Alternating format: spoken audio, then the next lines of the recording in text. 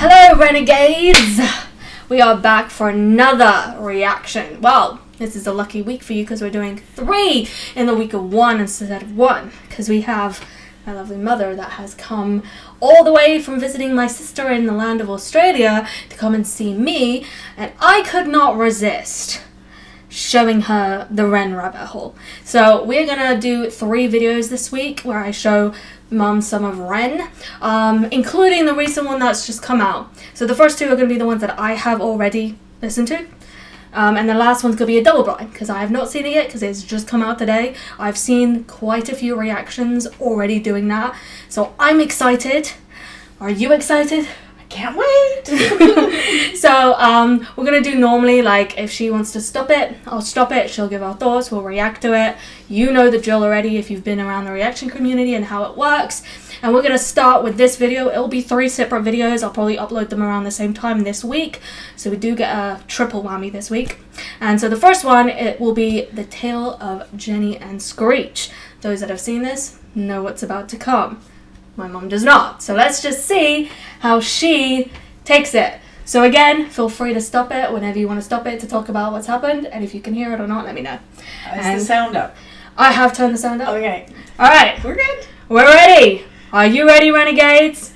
Give it a thumbs up if you do like what we're doing. I appreciate you all. You are amazing. And subscribe. And subscribe. Yes. Mom with subscribe. And subscribe to the channel and help me get to that 500 mark if you would like to. And let's get in with the video.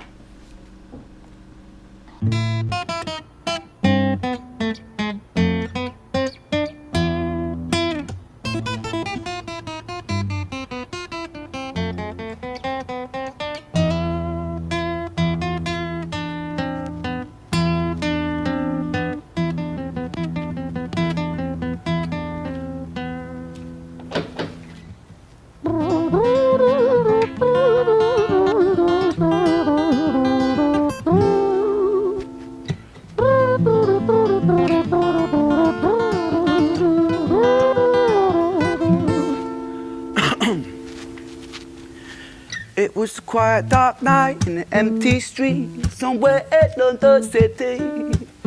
Jenny walked alone, she was dragging her feet. She was heading back home to sleep.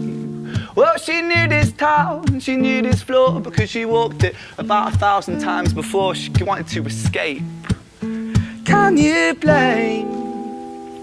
Well, on the very same night, in a different place, there walked this hooded young youth by the name of James. He was 14 years old and out of his brain, he'd been smoking ganja with the boys. James, he grew up to be a kid of the street.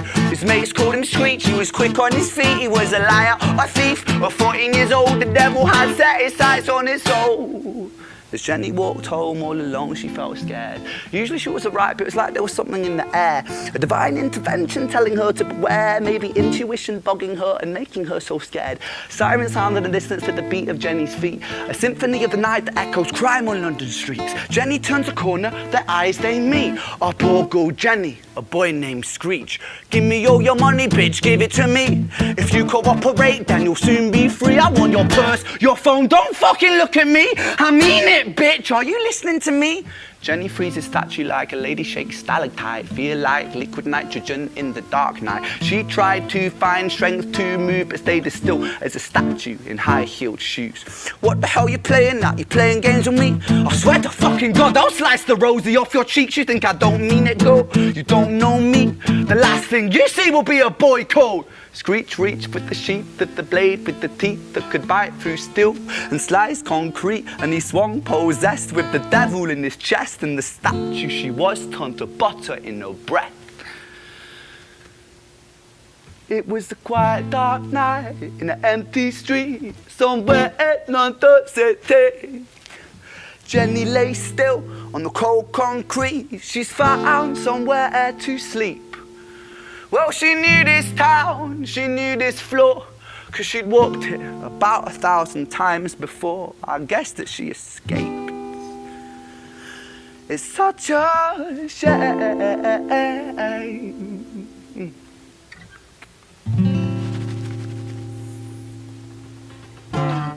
Okay, I'm just gonna stop that one for now, just to get your initial. Okay, he's a real wordsmith, you know. He's got a real patter with his rhyming, and I like his sort of Caribbean or Jamaican flavor. That's good. He's started off with a little bit of a sort of flamenco style, the way he was picking the guitar. I got a bit confused. Are there 3 people actually in the song? Jenny, Screech, and then this other, the guy who stabs? No, so the pair that came out, Jenny and Screech, so that's the interaction between them. I think that the middle one is like a narrator. Oh, but Screech is the one that stabs her. Yeah. Yeah, okay. So he's the 40-year-old thief, liar. What, 14? Oh, 14! Yeah. Okay. Oh, he's just a kid. Well, it's sort of, typical of what's going on in England right now. There's 2 boys that have just have been put away for 12 years for slashing some kid. They're 12 years old and they've slashed some kid with a machete to death. Wow. And they go in a park, just, random killing. That's what they're saying. So he's certainly very contemporary and trending of, what's going on with young people and knives and killing people. So as a mother, that's something that I'm very much worried about.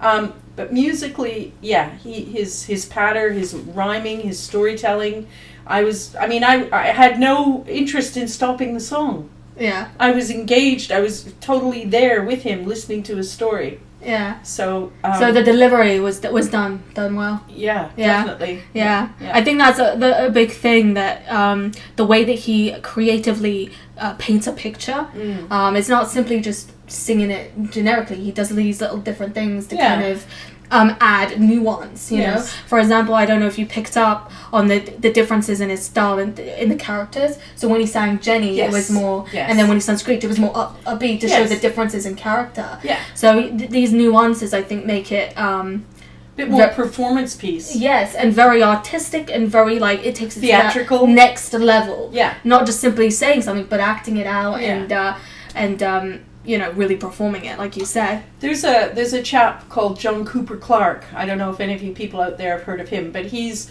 sort of like a punk poet from the 60s and 70s, and he used to sort of speak in this sort of rhyming patois of telling stories, and reciting his poetry. And I wouldn't be surprised at all if he has listened to John Cooper Clarke, and if any of you are so inclined, go out and listen to John Cooper Clarke. I think he's still alive. He's pretty old, like me, but anyway, similar style, but 50 years apart. Yeah. All right, let's go on to the second part.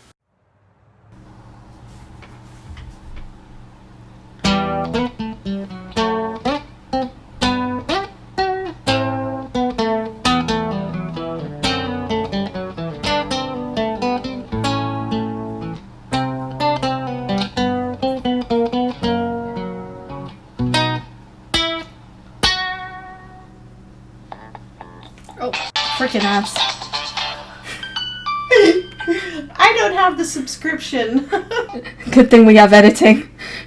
God, can you imagine if we didn't have editing? I don't know. Kids might relate.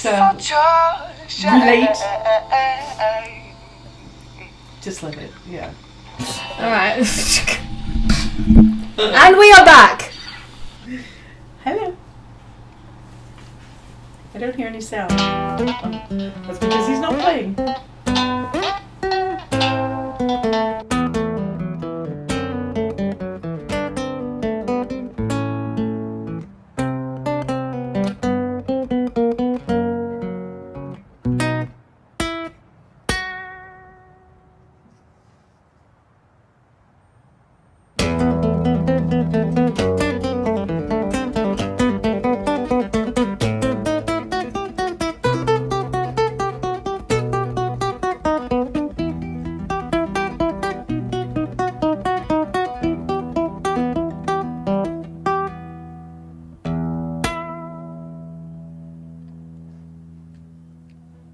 Our story, it starts right at the end of the life of poor Jenny, clocked out like Big Ben. Dear Screech, dear boy, Where did he go? He melted into the black night just like snow. Patrick, man, let me in, please open the door. I think I fucked up, Patrick, really fucked up, man, I'm not sure. I got crazy, left this lady lying still on the floor. I think I killed her, Patrick, come on, man, I can't knock no more. But Screech kept on knocking till his knuckles became sore. But there's no sign of Patrick down at number 54. No refuge for our villain, for the bitter hands of fate, with something far more sinister in mind that does away.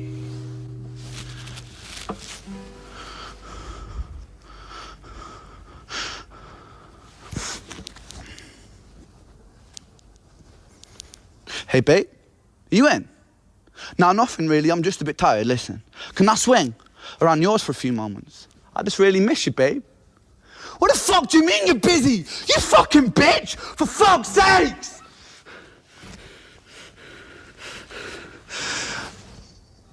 Siren sounds approaching like a banshee in the night. The shrill cry of justice cutting like the sharpest knife. But Screech was never one to run, not one to miss a fight.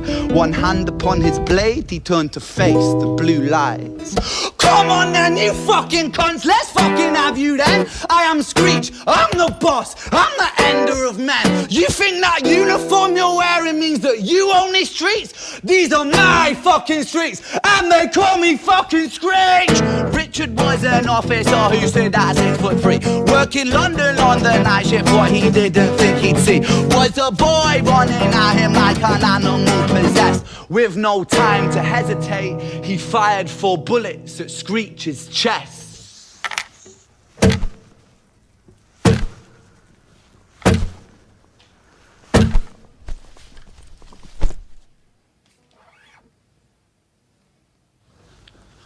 Our story, it ends right at the start. Young Screech and poor Jenny lying one street apart. An officer shaken by the boy that he claimed.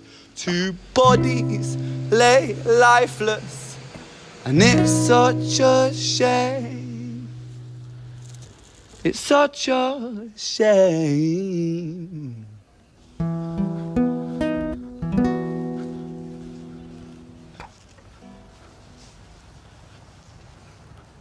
Okay, so, yeah, like just to reiterate, the topic of his song is so contemporary right now with knife crime in England. He's got it spot on. His story is tragic, but it's real. It's happening all the time in London. And, you know, knife crime is kind of happening here as well, in this little town that we are in Eastern Canada. But musically, again, he makes me think of a minstrel as well. You know, a traveling minstrel who goes around telling tales of different places and things so people know what's going on. Well, people have been throwing around the term bardcore, modern day bardcore. Yeah, or a minstrel, a traveling minstrel. Yeah. So he gives off that feel to me, the way he tells his story, and he's walking around and, you know, acting out the parts of the characters, inflecting it with different sort of accenting different parts of it for dramatic effect. So he's very theatrical, he's very musical, and he tells a great story. You know, it's very relevant. Yeah, I think it's all important to draw some attention to the camera work as well, because for one, this is all done in one take, right? These like different acts are done in one take, and also to be able to respond in time, like when he's doing the guitar bit as a gun, and the camera is responding to go back. The camera work, and you'll notice in some of his other stuff that mad props to the cameraman as well, because he is pretty skilled in terms of being able to capture the cinematography. Almost reacting to his song through the camera. Yeah, that's an interesting point. And then also turning the camera to its side to show that they fall down. Screech is like, he's down. Yeah, so that's a good point. Adds to the artistry as well. But I mean, again, it does add to like the little things he puts in just to articulate the story. I think is just I've never heard anything like it done in this way before. Yeah. For me, it's very artistic. When I first heard this, Yeah. I was like, yo, what am I listening to? You know, because it has the same dynamic. Because also, just I forgot to mention this at the beginning, but Mom has listened to High Ren before, so this isn't her completely first reaction to Ren. She has had prior knowledge of like High Ren. That's about it, and a little bit of that Money song. Oh, and a little bit of Money song. So yeah, she has had a little bit. I forgot to mention that at the beginning. Yeah. But obviously, this is kind of embellishing on. Yeah. No, this is all new to me. Yeah. More. Pretty. More. She's into it. Okay. And now into the last act. Okay. Oh, there's another act. Yeah, this is the last part. So They're both dead. Well, just watch. So they go to heaven. Just watch. Or hell. Just watch. Ooh. Okay, here we go.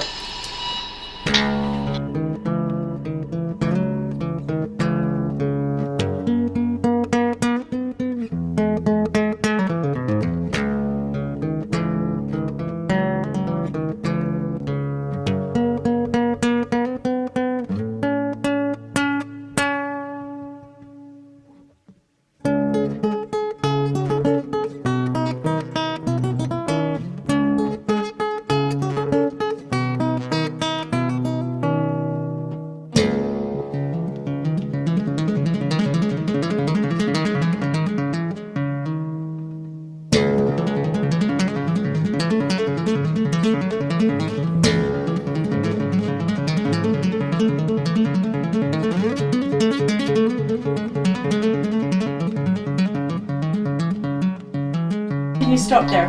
This, as an old person, I really appreciate good guitar picking. I'm not very musical, but this makes me think of some early sort of prog rock, classic rock. He's obviously been schooled a little bit in the, rock genres, but classic rock. Yeah. I mean, this bit I was alluding to yesterday, I think, in terms of like the technique. Yeah. And like, because that technique sounds really difficult, but I've heard someone saying that it's not that difficult to learn. Yeah. It's something that it's easier than you think to do. Yeah. But sounds really complicated. Yeah. I mean, I just saw, don't want to boast, but I just saw Yes perform at the Royal Albert Hall. And Steve Howe, believe it or not, he's still alive. And if any of you know who Yes are, Steve Howe is Yes. Well, and John Anderson, but Yes, he is the guitar player. And he's always doing that very elaborate finger picking. It's interesting you just said, it's actually not that complicated, but it sounds complicated and it sounds great. Anyway, I'm enjoying listening to him play this. Yeah. Okay.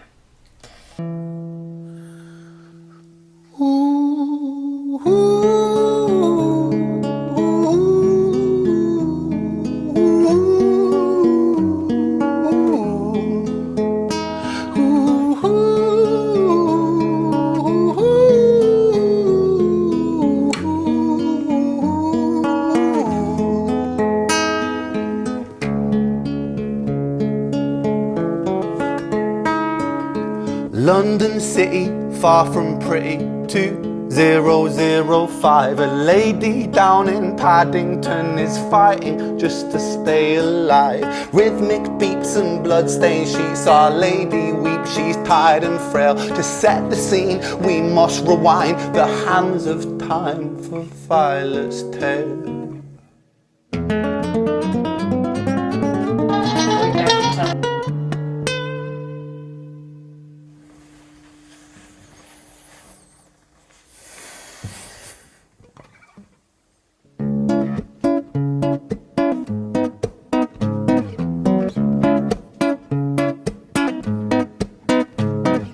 Violet was a silent girl, grew up with violent starts. Her mother was a drinker and her father was a bastard.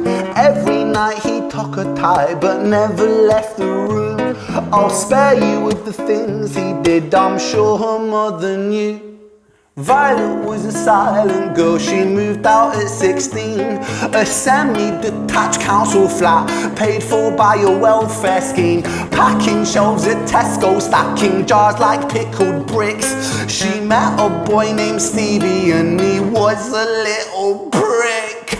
Violet was a silent girl and Violet she fell fast. See, Stevie was the wrong un, but he sure knew how to charm her. Every night he took her tight but never left the room. History repeats itself, he'd paint her black and blue and dark. She never stood a chance. The devil comes to dance. Violet, why are you always so quiet? On her bedroom door and he's irate. He's been drinking and smoking, he's up late. And he stands by her bedside, she shakes, but her eyes stay shut. You fucking slut, I know you're up. And he pinches her eyelids and folds them up. Violet, why are you lying to me, Violet? She stays silent, things turn violent. That's the sound of his fists when they fall like a crashing pilot.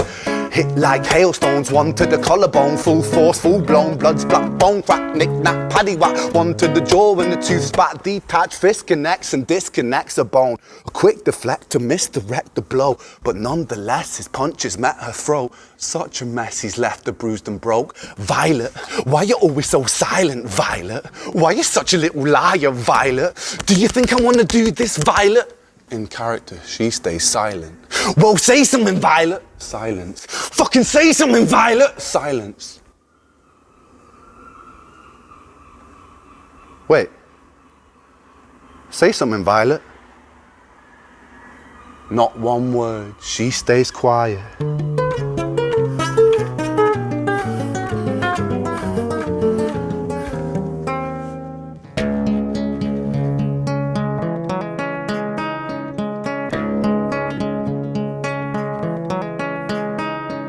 London City, far from pretty, 2005. A lady down in Paddington is fighting just to stay alive. The doctor, in a state of shock, saw something here so very wrong. See, Violet, she was pregnant. Poor Violet, she was 9 months gone. Turning to the doctor, Violet broke her silence and she cried, if I'm to die right here tonight, please let my baby stay alive. The doctor soon regained composure, called the surgeon to come in. As Violet's world turned to black, the curtains closed, the lights went dim. In London City, far from pretty, 2005. A lady down in Paddington just lost the fight to stay alive. A tragedy or a miracle, it happened on these very streets. Two twins are lying side by side. A girl named Jenny and a boy named Screech. Wow. Wow. What a story. What a story. I mean, I don't even know where to start with this one. This is my favorite of the three, for lots of reasons. The dramatics, the composition of the song, the story itself, the way he's written everything about it. It's so compelling, authentic. He writes, obviously he must be or have lived some experience of this to write in such detail, of the really grim reality of what it's like in inner city London. I don't know his background on that, but it's with absolute authenticity. But the story itself is just, I could probably cry, really. It's tragic, absolutely tragic. And he's drawn me in completely. Like, I'm completely engrossed with what he's singing and playing for us. It's superb. It's really superb. The ending feels quite Shakespearean. Yes. With when we bring the two together and it does a full circle. Yes. And it took me, unfortunately for me, I did it out of order. Oh, right. I saw Violet first by mistake. Right. And I thought it was brilliant just watching Violet. Yes. But then I watched the Jenny and the Screech and then I realised, yes, but I never really got, because I see loads of people watching it straight from the beginning to the end and having that experience of starting from the beginning to the end, and I'm like, damn, Some people, listen, I've seen some people that have done it my way as well, that have started at the end and then had to, which can work because that's basically the beginning, tying it in the end. But yeah, I kind of missed that whole whoa kind of experience. But I also get the feeling like I've just read a book, or I've just watched a movie, or I've just been to the theater. In these few minutes, he has just conveyed such a whole world, and this story is just, his descriptions are, you know, so in depth and captivating. And now I feel really sad. I feel sad because I also think it's coming from a place of truth for him. Like I'm starting to think from the three pieces that he just knows that environment so well to write about it in the way that he writes about it. Yeah. So, I mean, we all know, Renegades, you all know how great of a storyteller Ren is. And this isn't the only piece that he's really good at storytelling. But I mean, yeah, I mean, it's just a beautiful piece of art that I think anyone that watches can't, like, ignore, you know? No, you know, in every way, he's encapsulated like a sign of the times. Unfortunately, he's saying 2005. We're now 2024, and this problem's even bigger and worse than ever. You know, with crime, with children, and knife crime, and you know, just the sort of the destitution. Is that the word?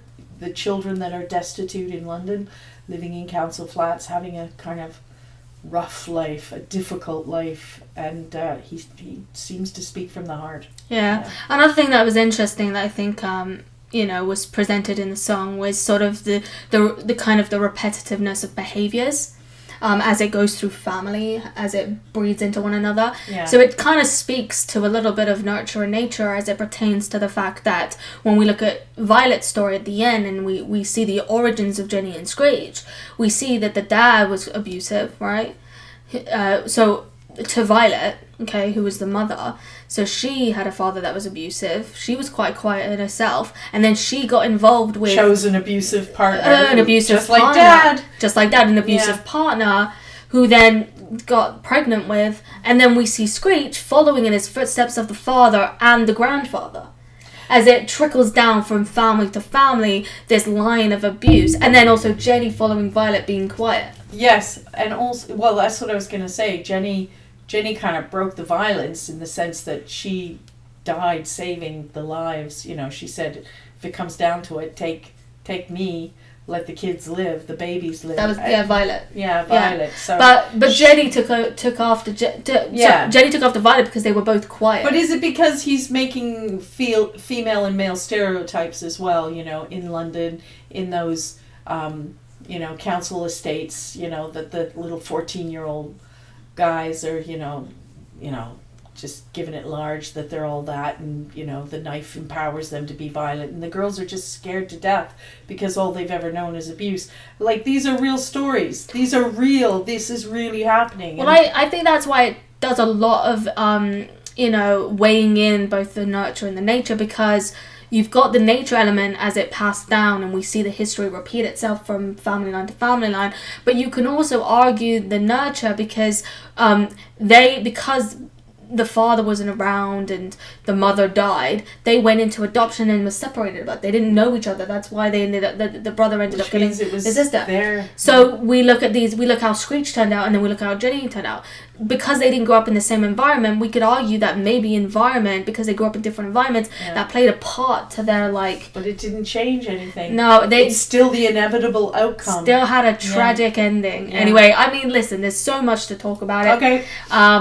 We could be here all day. Clearly, Mum enjoyed that. I did, very much. It was very enjoyable. I enjoyed watching it again. I've seen this so many times, and every time I see it, I never get bored of it, because that's how good of a piece it is. I'm sure you're also thinking the same as me. But anyway, that was the tale of Jenny and Screech. I appreciate you for watching this. If you did enjoy the video, please give it a likes up and a thumbs up. Don't forget to subscribe, and I will see you in the next video. Take care. Bye.